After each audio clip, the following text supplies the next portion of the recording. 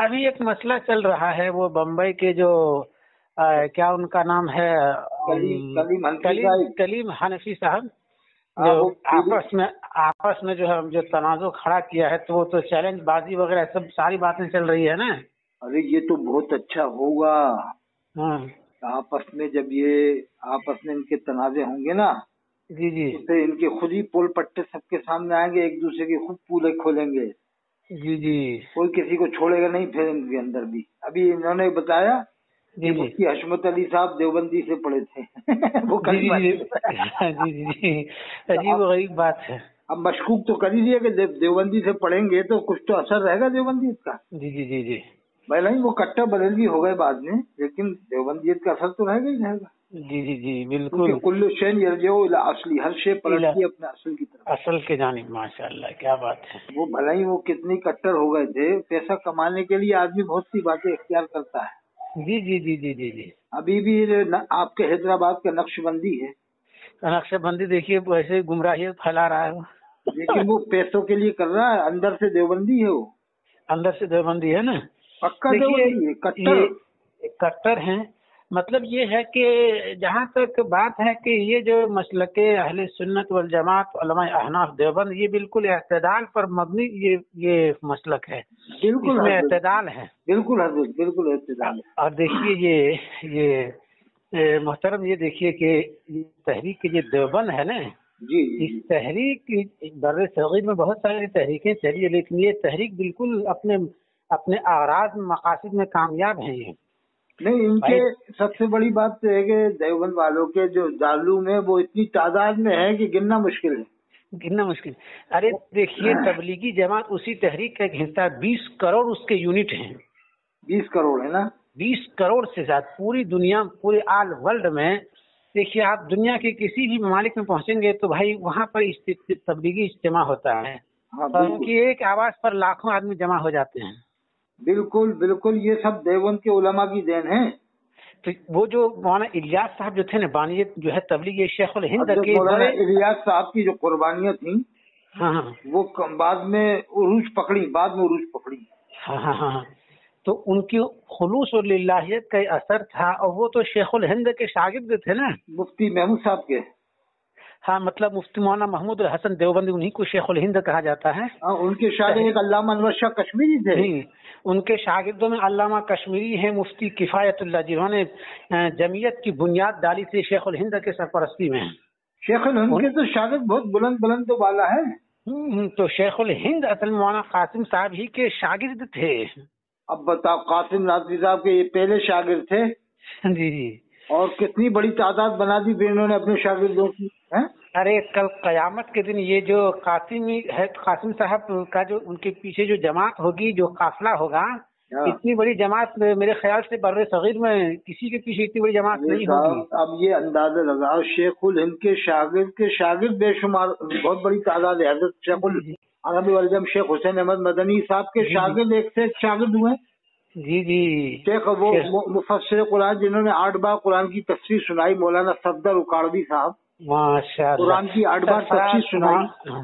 ارے مولانا سرفراز خان صفدر صاحب، وہ تو شارح بخاری ہیں، تسہیل الباری فی شرح بخاری 22 جلدوں میں۔ اب بتاؤ، ان کے 22 جلدوں میں، 22 جلدوں میں، اور یہ تسہیل البخاری فی شرح، تسہیل البخاری فی، مطلب اس طرح ہے، تسہیل الساری فی شرح بخاری، یعنی 22 جلدوں میں، 22 جلدوں میں ہے غالباً، اور 50 سال تو انہوں نے جو ہے بخاری پڑھائی ہے۔ تو جو ہے بخاری کے درمیان جو ہے وہ ایک شعر کہا کرتے تھے کہ مطلب محبت میں اور جو ہے ایک وجدانی کیفیت میں کہ بلا عشق محمد جو پڑھتا ہے بخاری، بخار تو آتا ہے اس کو بخاری نہیں آتی ہے۔ اتنے یہ اب کہتے تھے، ماشاءاللہ ماشاءاللہ۔ بلکہ جمعیت علماء اسلام پاکستان کی جمعیت جو ہے نا، جمعیت علماء اسلام جو ہے وہ شیخ الاسلام علامہ شبیر احمد عثمانی اس کے بانی تھے، جو فتح الملہم کے شارح مسلم ہیں۔ فتح الملہم، شارح مسلم، وہ کتنی جلدوں میں؟ وہ تقریباً 8 جلدوں میں ہے، پھر اس کا تکملہ علامہ تقی عثمانی صاحب نے کیا ہے۔ فتح الملہم۔ اب دیکھیے دیکھیے ایک بات اور سن لیجیے، شیخ الاسلام مفتی تقی عثمانی صاحب اتنے پائے کہ بڑے عالم ہے کہ پوری دنیا کے سب سے بڑا تحقیقی ادارہ ہے مجمع الفقہ الاسلامی مکہ المکرمہ. اچھا، اس کے 10 سال یہ امیر رہ چکے ہیں. 10 سال تک 10 سال سے یہ امیر رہ چکے ہیں. امیر العلماء، یعنی عرب کسی کو اپنے اوپر فوقیت ترجیح نہیں دیتے، لیکن ان کو وہاں امیر العلماء کے حیثیت سے وہاں اس کے صدر رہ چکے ہیں. صاحب سفارش کروا کے ایک آدھ بریلوی عالم کو بھی آپ امیر بنوا دو مکہ شریف کے عالم. اچھا، اس کے بعد دیکھیے علامہ زاہد الکوثری جو ہے ان کے شاگرد ہیں علامہ عبد الفتاح ابو غدہ. زاہد کوثری تو بہت بڑے عالم ہیں. سنیے میری بات. تو علامہ زاہد الکوثری کے شاگرد تھے علامہ عبد الفتاح ابو غدہ. انہوں نے اپنے مقالے میں لکھا ہے تقی عثمانی کے بارے میں، لو کنت تفاحا لاکلتک، اگر آپ سیب ہوتے تو میں آپ کو کھا لیتا.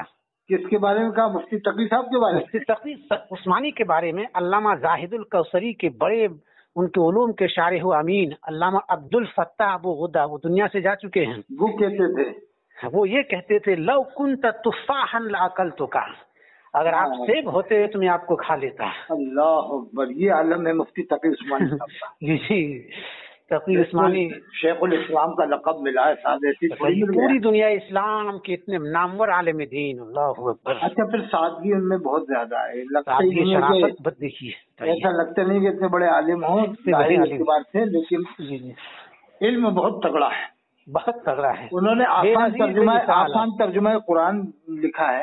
جی جی جی جی ہمارے گھر میں ہے جی. تو میں نے اس میں ایک بات کا انہوں نے خیال رکھا جو بریلوی لوگ فتنہ اٹھاتے ہیں نا. دیکھو تھانوی صاحب نے سورہ فتح کی پہلی آیت کا ایسا ترجمہ کیا کہ اگلے پچھلے گناہ معاف کیے. حالانکہ انہوں نے خطا کا ترجمہ کیا کہ اللہ نے آپ کی اگلی پچھلی خطائیں معاف کی. جی جی جی. اور ان کے والد علامہ نقیل خان نے، فاضل بھائی کے والد نے تو لفظ گناہ کا ترجمہ گناہ سے ہی کیا ترجمہ. کہ اللہ نے آپ کے اگلے پچھلے گناہ معاف کیے. تفسیر المشد جلد اول صفحہ 116 پر. لیکن علامہ مفتی تقی عثمانی نے ترجمے میں خیال رکھا اس بات کا. انہوں نے ترجمہ کیا کہ اللہ تعالیٰ نے آپ کی اگلی پچھلی بھول معاف فرمائی. کتنے بہترین ترجمہ، تطبیق والا ترجمہ ہو گیا ہے. جی جی جی جی.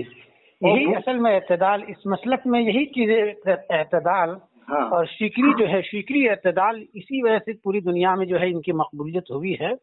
اور پوری دنیا میں کوئی ایسا ملک نہیں جہاں قاسمی لوگ جو ہے خدمات انجام نہ دیتے ہوں. ارے صاحب، میں تو یہ کہہ رہا ہوں کہ شیخ الاسلام کے یہ کون تھے، شیخ العرب والعجم شیخ حسین احمد مدنی صاحب کے شاگرد بھی اتنے بڑے بڑے ہیں کہ ان کے شاگردوں کے شاگرد بہت بڑے بڑے عالم ہیں صاحب. بڑے بڑے عالم ہیں. یہ کون تھے آپ کے؟ مولانا شیخ نصیر خان صاحب شیخ الحدیث دارالعلوم. جی جی، ان کا انتقال 2010 میں ہو چکا ہے. وہ ان کے ہی شاگرد تھے. ہم ان کے شاگرد تھے. تو وہ ان کے کم بیش 20 شیخ الحدیث شیخ نصیر صاحب کے ساتھ 20,000 یا 12,000 عالم شاگرد تھے. جی جی. ان کے شاگرد 20,000 یا 12,000 عالم. بتاؤ آپ. جی جی. تو کیسے شاگرد؟ صفدر اکاڑوی صاحب جن کا آپ بتا رہے ہو، ان کے بھی نہ جانے کتنے بڑے بڑے عالم شاگرد ہیں. ارے بڑے بڑے عالم، بلکہ پاکستان میں سب سے بڑے عالم یہ بڑے جو ہے لکھنے والے، ان کی تحریر میں بڑی جاذبیت اور بڑے گہرے عالم، بڑے متبحر عالم تھے. بلکہ پڑھنے کے زمانے میں یہ شیخ الاسلام ہی کے شاگرد تھے. کون؟ یہ علامہ سرفراز خان صفدر، جن کی کتاب ہے تسکین الصدور فی احوال الموتى والبرزخ فی القبور. پاکستان کی جمعیت کی طرف سے جو ہے یہ کتاب ان کے ہاتھ سے لکھوائی گئی ہے. اللہ بڑے مدلل. تو ایک منٹ، ان کا ایک واقعہ یہ ہے کہ پڑھنے کے زمانے میں دیوبند میں ایک مرتبہ شیخ الاسلام نے ان کو اٹھایا فجر کی نماز میں. اچھا. تو دوبارہ جو ہے پھر وہ سو گئے، تو پھر دوبارہ شیخ الاسلام اٹھانے آئے تو دیکھا ہی کم وقت تم جو ہے ابھی تمہیں کو اٹھایا پھر تم سو گئے. تو ایک مکہ مارا تو سرفراز صاحب نے کہا کہ ایک اور دیجئے، یہ میرے لیے سعادت ہوگی. اچھا. ٹھیک ہے. تو وہ ہیں، ان کو آگے چل کے امام اہل سنت بنے. اور ایک نہیں، بالکل ان کی سینکڑوں کتابیں ہیں. صفدر صاحب کی؟ جی، سرفراز خان صفدر صاحب کی سینکڑوں کتاب. الکلام المفید فی اثبات التقلید ان کی بڑی معرکۃ العارف کتاب ہے. یہ کیا سمجھے صاحب، بریلوی علماء ہے تو ان کو تو کافر کہنے کا ایک طریقہ معلوم ہے. کافر بناؤ، کافر کہو. ان کا یہ محبوب مشغلہ ہے بریلوی. یہی مشغلہ ہے، بالکل کافر بناؤ بات. ارے بھائی، میں جیسے آیا حیدرآباد بریلوی بن کے، اب آپ کا نام کیا ہے وہ دیکھو، میں بھی دھیان سے بھول گیا آپ کا نام. جی. आपका नाम क्या है? मेरा नाम अब्दुल मतीन है। मैं अब्दुल मतीन कासमी साहब, मैं बरेली बन के आया। मेरा काम यही होगा मशवरा कि बताओ इस चारों के बारे में तुम क्या कहते हो। अब आप चौंकोगे भाई क्या चारों, कौन से चारों क्या? अरे नहीं, वो उन्होंने थानवी साहब ने लिखा है दिलीमान में, बस यही तरीका, इनका यही काम है। जाएंगे तो पूछेंगे तुमने क्या क्या कहते हो, काफिर कहते हो कि नहीं। जी जबरदस्ती काफिर कहलवाते हैं। बताइए। अच्छा, अगर जैसे ये पूछे चारों के बारे में क्या कहते हो, कोई अगर इनसे पलट के पूछे तुम वो उन 8 के बारे में क्या कहते हो, कि कौन से 8? अरे वो 8, एक तो मलिकुल उलमा जो फाजिल भाई के शागिर्द थे, पटना में देवबंदी के पीछे रोजाना जोहर की नमाज पढ़ते थे, मुफ्ती सऊल उस्मानी देवबंदी के पीछे, वो बाद में दोहरा लेते थे। ये सफ़ा 125 में मुफ्ती रिफाकत हुसैन साहब के लड़के ने किताब में लिखा, मुफ्ती महबूब साहब ने सफ़ा 125, किताब का नाम है अहले सुन्नत में इख्तिलाफ व तफरीक के अलमनाक वाक़ा। साफ लिखा है कि देवबंदी के पीछे रोजाना जोहर की नमाज पढ़ते थे, वो बाद में दोहरा लेते थे। वो जफरुद्दीन धारी जो फाजिल बरेलवी के खास शागिर्द थे। जी, उनकी सवाल हयात भी लिखी है उन्होंने। हाँ, अगर कोई पूछे तुम 8 के बारे में क्या कहते हो, एक 8 वो एक और शागिर्द सुलेमान साहब भागलपुरी रहमतुल्लाह अलैह जो अलीगढ़ में देवबंदी के पीछे नमाज पढ़ते थे। अलीगढ़ में तो सब देवबंदी है, यूनिवर्सिटी में टोटल देवबंदी है। अरे उनके बानी जो थे वो खुद देवबंदी थे अलीगढ़ के। क्या नाम था? शेखुल हिंद ही असल में उसके असल बानी हैं। हाँ, वो तो मशवरे के लिए बुलाया था, ये क्या था मामला। जी। हाँ, लेकिन काम तो सब सैयद अहमद खान रहमतुल्लाह अलैह का ही है। हाँ, तो वो असल में है वो आपस में वही एक ही मतलब मसलक के लोग थे, एक ही मसलक। हाँ, एक ही मसलक के थे। शायद वो हज़रत सर सैयद साहब तो इस लाइन में आ गए थे, जदीद लाइन के अंदर के जदीद तालीम से लोगों को आरास्ता फिरास्ता किया जाए। जी। लेकिन बहुत बड़ा काम किया था सर सैयद, बहुत बड़ा काम किया वो, मतलब मैं कह रहा हूँ हिंदुस्तान के आलिमों ने मिलकर इतना बड़ा काम नहीं किया जितना बड़ा काम अकेले सर सैयद साहब ने कर दिया। जी। मैं जाता रहता हूँ ना, मुझे मालूम हुआ कि 12,500 या 12,000 कर्मचारी, अब उनको 1-1 लाख तनख्वाह मिलना, 50-50 हजार मिलना, ये कितनी बड़ी बात है साहब। 1-1 लाख 50 हजार तनख्वाह मिल रही है, और कितने लोग डॉक्टर इंजीनियर बन के निकल चुके। जी। कितना बड़ा काम किया था। आज उनकी खिदमत को कभी भूला नहीं जाएगा, याद रखिए। अब ये लोग काफिर होने के पत्ते लेके बैठ जाते हैं। ठीक है, उनसे गलतियां तो उनसे हुई, हम मानते हैं, लेकिन ऐसा कुफ्र नहीं बका जिससे वो खुला कुफ्र, बड़ा कुफ्र, जैसे नमाज का इनकार नहीं किया, न रोजे का, न ज़कात का, न हज का, और अल्लाह के रसूल को आखिरी नबी मानते थे, और अल्लाह के रसूल सल्लल्लाहु अलैहि वसल्लम से बहुत मोहब्बत फरमाते थे। बल्कि उन्होंने तो एक किताब लिखी थी हुजूर की मोहब्बत में, जो एक शख्स ने, अंग्रेज ने, किसी ने हुजूर की शान में गुस्ताखी की थी, तो आपने अपने सरमाया बैठ के खुतबात अहमदिया लिखी थी। अल्लाह के रसूल की मोहब्बत में जो किताब लिखी थी, उसका जवाब दिया था अंग्रेज को, अंग्रेजी में लिख करके। जी। जब ये बरेली वाले और दूसरे लोग कहाँ चले गए थे, जवाब तो उन्होंने ही लिखा था अंग्रेजी। जी। और मुझे तो मालूम हुआ है कि अल्लाह के रसूल के वो आशिक थे। यानी ये मालूम हुआ है कि मुफ्ती फिरंगी महल ने जब उनके पास फतवा गया था कि कुफ्र का फतवे पे आप दस्तखत कर दें, क्योंकि उस बार पावरफुल वही थे फिरंगी महल के आलिम, तो मुफ्ती साहब ने देखा सर सैयद काफिर है, इस पर फतवा दो, तो कहा ऐसे रद्दी की टोकरी में डालो। फिर उन्होंने अपना ऐनी मुशाहिदा बताया, कहा कि मैंने अपनी आंखों से देखा, सुना नहीं, कहा कि आंखों से देखा है कि मैं मौजूद था सर सैयद के सामने जब अल्लाह के रसूल का जिक्र मुबारक हो रहा था, तो सर सैयद की आंखों से बराबर आंसू टपक रहे थे। कहा कि ऐसे शख्स को मैं कैसे काफिर कह दूं कि जिसके सामने अल्लाह के रसूल का जिक्र हो रहा हो, बराबर आंखों से आंसू जारी हो। अल्लाह, तो वो गलतियां तो हुई हैं। आप तो जानते हैं आलिमों से, बहुत से आलिमों से गलतियां होती हैं, कुफरिया अल्फाज भी ऐसे निकल जाते हैं, लेकिन वो अलग कुफ्र की एक अलग किस्म होती है। लेकिन कोई आदमी नमाज से, रोजे से, ज़कात से इनकार करे, कुरान की आयत से इनकार करे, वो एक अलग किस्म का कुफ्र होता है। जैसे वसीम रजवी का कुफ्र अलग कुफ्र है, वो तो खुला कुफ्र है, बड़ा कुफ्र है वसीम रजवी का। जी। तो सर सैयद साहब का ये मामला था कि उनसे गलतियां हो गई थी, और गलतियां तो हजरत हर बड़े बड़े आलिमों से हो ही जाती है, कहीं ना कहीं हो ही जाती है थोड़ी बहुत। हाँ, गलती होने के मतलब नहीं कि उनको काफिर बनाया जाए। अब फाजिल बरेलवी का ही देख लो ना, उन्होंने किताब में लिखा अंबिया किराम अलैहिस्सलाम की कब्रों में उनकी बीवियां पेश की जाती है, वो उनके साथ शब्बाशी करते हैं। फतवा रिज़विया में लिखा हुआ है ना। जी। अब ये बचने के लिए क्या कहते हैं कि फाजिल बरेलवी ने इसको कॉपी किया है। मैंने कैसे कॉपी करने की क्या जरूरत थी, नकल करने की क्या जरूरत थी। और नकल जिससे कि अल्लामा अब्दुल बाकी ज़ुरक़ानी रहमतुल्लाह अलैह, तो वो तो बहुत पुराने आलिम है, आज से 900 साल पुराने, 1000 साल पहले के, उनसे फिर किसने नकल किया? आज तक किसी और ने तो नकल ही नहीं किया इनके अलावा। आपने भी तो पढ़ी होंगी किताब है, किसी और ने भी नकल किया इस बात को इनके अलावा? जी जी, किसी ने नकल नहीं किया ना इनके अलावा, फाजिल बरेलवी के अलावा। देखिए आला हजरत से बहुत गलतियां हुई, लेकिन ये लोग उसको गलत तावीलात करते हैं। वो तो मानते ही, वो गलती तावील करके उनको सही बता देते हैं, हर बात को उनकी सही बता देते हैं। अच्छा, ये इनका जो है कलीम हनफी का, और उनके मुकाबले में कौन है? मिसबाही साहब हैं कोई? नहीं, उनके मुकाबले में इन्हीं की पार्टी के वो शनाबिल रजा हैं, शुमाइल रजा हैं, और ये बुरहान रजा, ज़ुल्ताब रजा, ये एक ही खानदान में दो फिरके हो गए। यानी खानदान एक ही था, सगे चचाजाद भाई और सगे चचाजाद भतीजे, मतलब भाई भतीजे, तो ये दो फिरकों में बढ़ गए। यानी ये अजाब नहीं है तो और क्या है कि जितना इन्होंने दूसरों को काफिर कहा था मुसलमानों को, उसकी सजा ये मिली कि अब ये चचा भतीजे दो फिरकों में बढ़ गए। एक फिरका बरेली की तरफ है, एक फिरका अलग है बस। तो गोया के मतलब इसमें जो है वो कलीम रिजवी साहब ही का मौक़िफ़ सही लगता है। मुफ्ती कलीम हनफी साहब का मौक़िफ़ मुकम्मल तौर से तो सही नहीं है, भाई इतना सही है कि वो ढोल बाजा जो है वो नहीं बजना चाहिए। वो तो अपन भी मानते, सब मानते हैं इस बात को, बरेली भी मानते हैं ढोल बाजा न बजे मुहर्रम में। लेकिन उन्होंने जो ताज़िये का लेकर के मैटर उठाया, तो इसमें कुछ फवायदे भी हैं, ताज़िये में कुछ फवायद छुपे हुए हैं, वो मैं बता देता हूँ कि भाई इसमें फायदा एक ये है कि आप जलसा कर सकते हो, आप जुलूस निकाल सकते हो, आप अखाड़ा खेल सकते हो। जब आप ताज़िये की असली मिटा दोगे तो फिर आप गवर्नमेंट से परमिशन किस बलबूते पे लोगे? अरे ताज़िये का एक नाम बरकरार रहने दो, और उसमें जो गलत बातें उसे आप खत्म करवा के उससे फायदा तो उठाओ ना। गवर्नमेंट जब परमिशन दे रही है पूरे हिंदुस्तान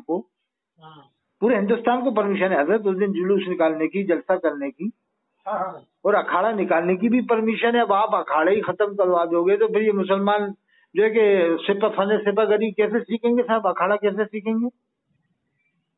जी। इसीलिए हजरत मौलाना थानवी साहब ने इस बात को लेकर कानपुर में मना नहीं किया था, और कहा था कि कम से कम ये अल्लाह की रस्सी को तो थामे हुए हैं ताज़िये वाले लोग। वो हिकमत के तौर पे वो समझ रहे थे कि इससे कम से कम इस बहाने से ये अल्लाह रसूल का जिक्र तो कर लेते हैं जी।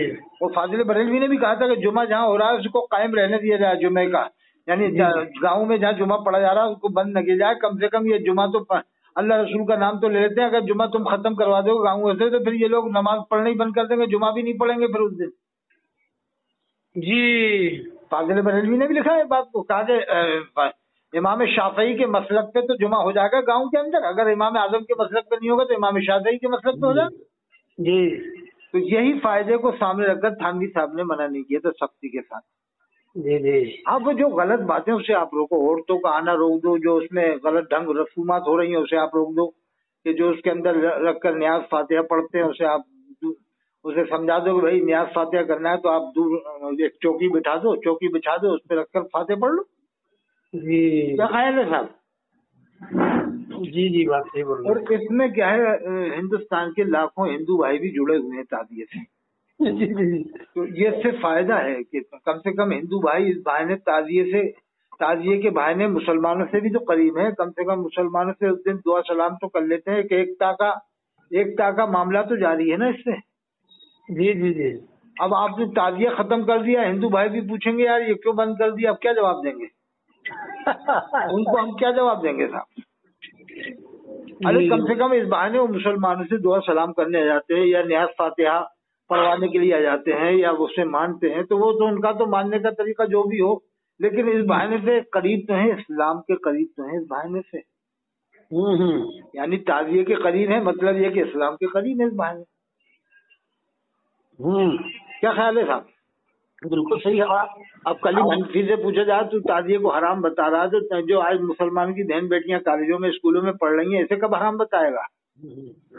मतलब जैसे हिंदुस्तान है ये बड़ी मसलहत से काम करना पड़ता है। मसलहत से काम नहीं लेंगे तो फिर कैसे काम चलेगा साहब?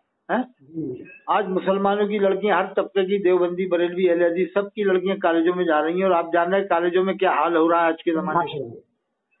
गैर मुस्लिम लोग हमारी बहन बेटियों के पीछे लग गए हैं, प्लानिंग के तहत लग गए हैं जी।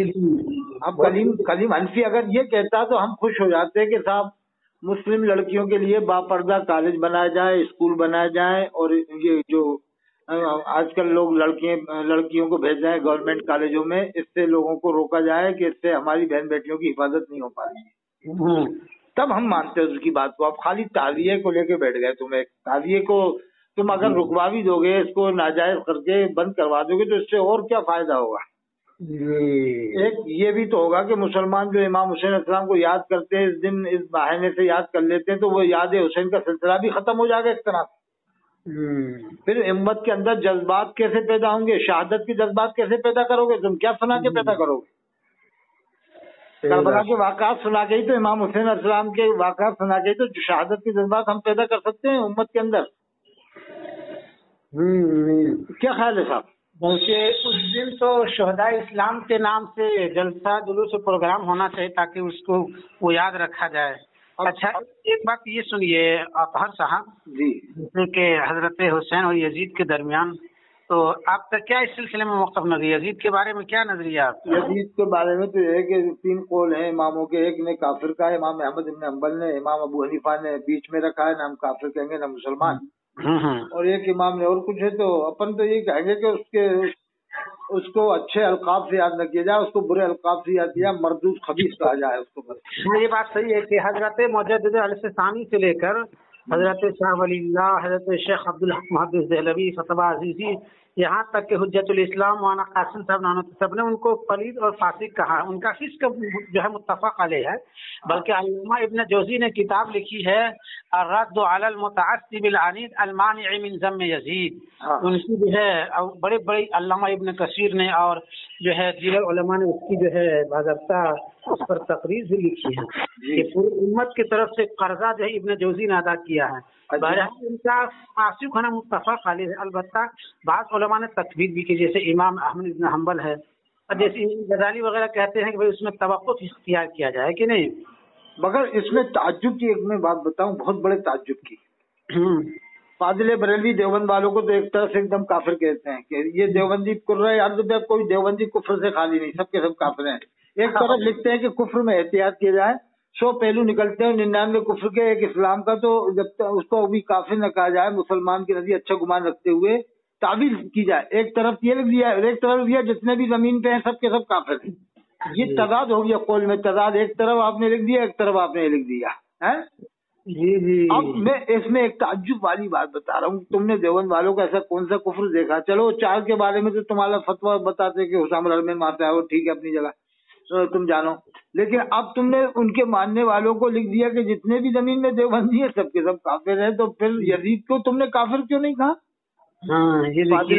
یزید کے بارے میں سب تم نے کیوں نرم رویہ اختیار کیا کہ ہم اس کو کافر نہیں کہیں گے؟ واہ، یزید کی خباثت دنیا میں مشہور ہے، اس کے بارے میں تم کہہ رہے ہو کہ کافر نہیں کہیں گے، اور دیوبند والوں کو ایک دم کافر کہنے لگ جاتے ہو۔ بلکہ علامہ ابن کثیر نے البدایہ و نہایہ میں لکھا ہے کانا متعلہا تکبرا، کوئی انتہائی متکبر اور خدائی دعوے دار تھا وہ یزید کے بارے میں، کانا متعلہا تکبرا، کوئی انتہائی خدائی دعوے دار اور متکبر آدمی تھا۔ بالکل بالکل بالکل، بہت وہ تو صاحب نانوتوی نے کتاب لکھی ہے نا کہ فسق یزید کے سلسلے میں التمہید فی بیان فسق یزید کے نام پہ ان کا رسالہ ہے، علامہ ابن کثیر رحمۃ اللہ علیہ کا۔ نہیں، وہ تو ان کا البدایہ والنہایہ ہے ہی، مولانا قاسم صاحب نانوتوی کی کا رسالہ ہے اس سلسلے میں، بانی دارالعلوم کا، التمہید فی بیان فسق یزید، اس رسالے کا نام ہے۔ قاسم ناظری صاحب نے لکھا ہے یزید کے فسق کے بارے میں، حجت الاسلام بانی دارالعلوم دیوبند نے لکھا ہے۔ بتاؤ آپ بتاؤ، وہ بھی فاسق مانتے ہیں، فاضل مانتے ہیں، وہی فاضل بریلوی مانتے ہیں، اتنا ہی فاضل بریلوی مانتے ہیں جتنا قاسم ناظری صاحب مانتے ہیں۔ اب یہ لوگ کہاں لے جاتے ہیں امت کو، سمجھ میں نہیں آتا کدھر لے جا کے چھوڑیں گے امت کو۔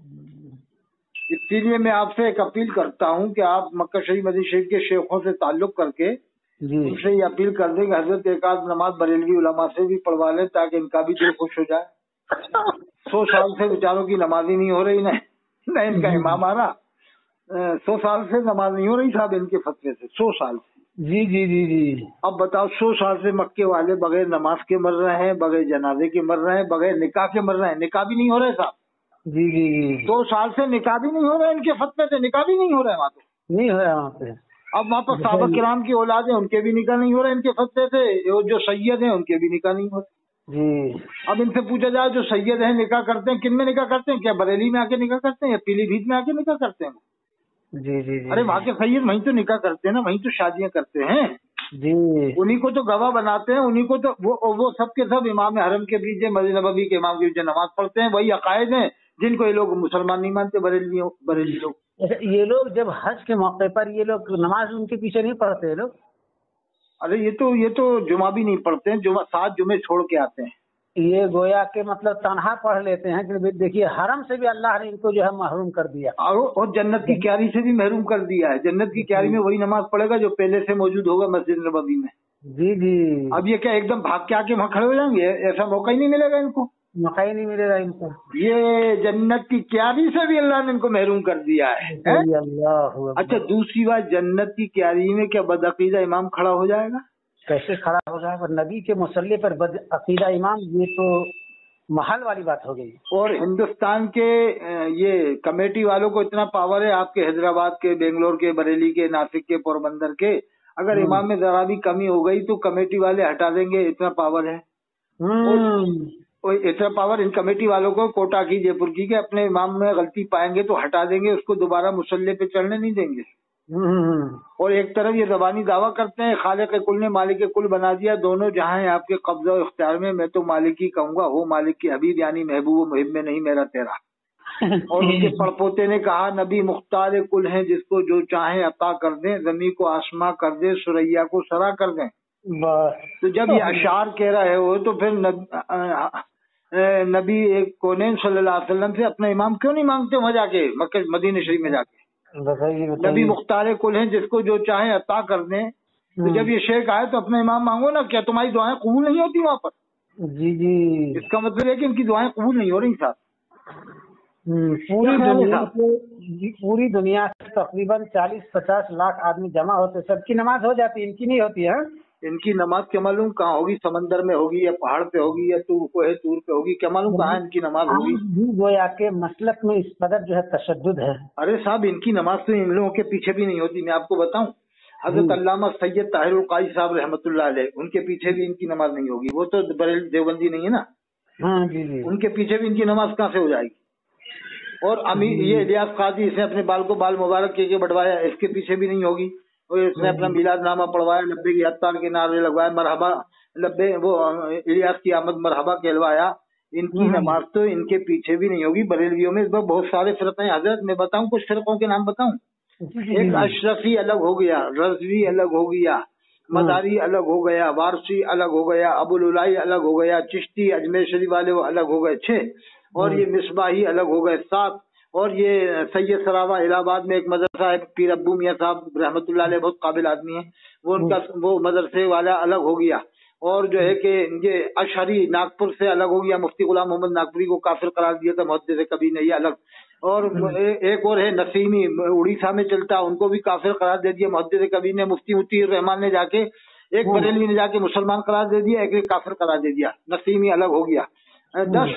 और साहब 10 तो ये बताई दी मैंने, एक ये अत्तारी अलग हो गया दाऊद इस्लामी वाला, एक सुन्नी दाऊद इस्लामी वाला अलग हो गया, 12 फिरके हो गए साहब। अच्छा 12 में से मुअतदिल आपस में जो है एतदाल पर कौन फिरका है? अल्लामा ताहिरुल कादरी वाला। अच्छा अल्लामा हजरत अल्लामा गुलाम रसूल शहीदी रहमतुल्लाह अलैह और हजरत अल्लामा पीर करमचंद हरी रहमतुल्लाह अलैह, ये बहुत बड़े आलिम थे, मुअतदिल आलिम थे, लेकिन इनको भी बरेलियों ने काफिर करार दे दिया।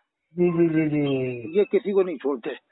और ये अभी कारी दही साहब जो बम्बई के बहुत बड़े आलिम है, मुफस्सिर आज़म हिंद है, यानी बरेली तबके के सबसे बड़े मुफस्सिर हैं, हजरत अल्लामा कारी दही खान साहब रहमतुल्लाह अलैह, उनको भी गुमराह करार दे दिया कि देवबंदियों के साथ बैठता है गुमराह है, इसके पीछे भी नमाज नहीं होगी।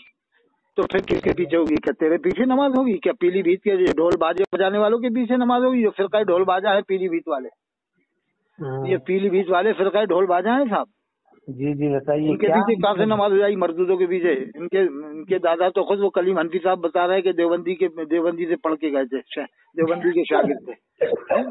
शागिर्द देवबंदी के बन जाओ, बाद में बरेलवी बन जाओ, ये तकियाबाजी करके तुम कुछ भी कर लो, जाके जामे अज़हर में पढ़ो, वहाँ जाके देवबंदी बन जाओ, जामे अज़हर में जाके यहाँ के कट्टर सुन्नी बन जाओ, जामे अज़हर में सब देवबंदी के तर्ज पे लोग पढ़ते हैं वहाँ पर।